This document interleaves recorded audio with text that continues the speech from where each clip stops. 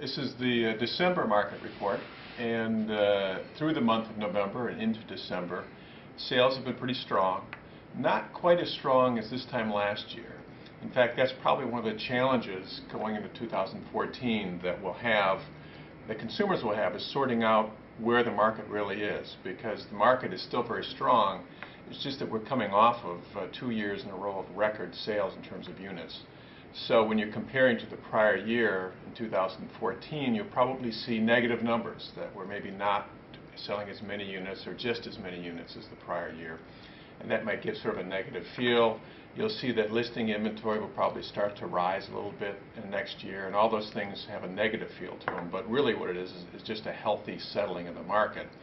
And 2014 we expect to be, it could be as good as 13, but certainly will be close to it.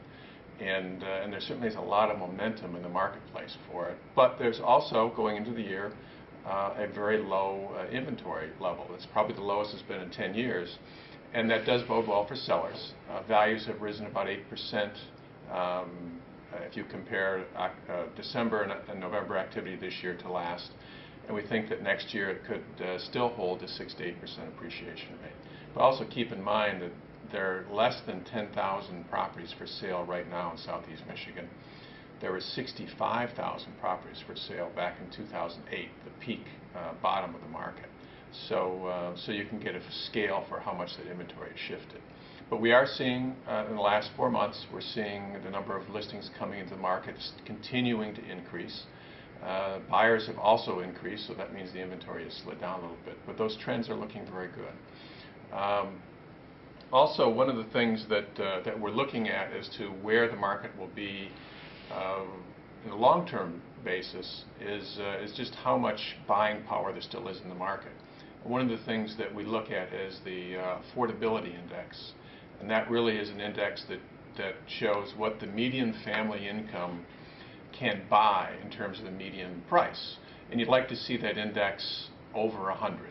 So 100 means that the median family income can buy the median family house, can afford it based on current interest rates. And in Detroit area, we like to see that index around 130, 140. But we're over 200 right now still, as high as it's ever been. So the question is, what happens when interest rates rise or values rise a lot? That takes a lot of buying power out of the market. So what's going to happen to buyers? Will they leave the market, and where does it land?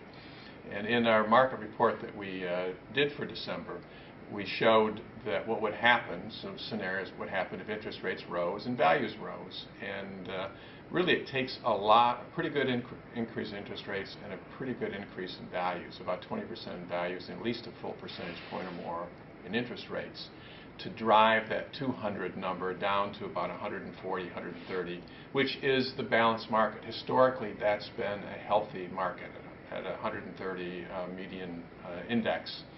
So we look for that to happen, probably not in 2014, but maybe 2015, 16, as the economy improves and values rise and interest rates will probably rise because of that.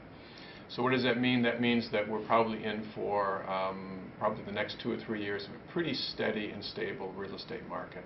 Housing values going up, not as wild as they've been the last 2 years, but still good news. So in general, for this year coming up, it's mainly smiles with a very slight chance of frowns.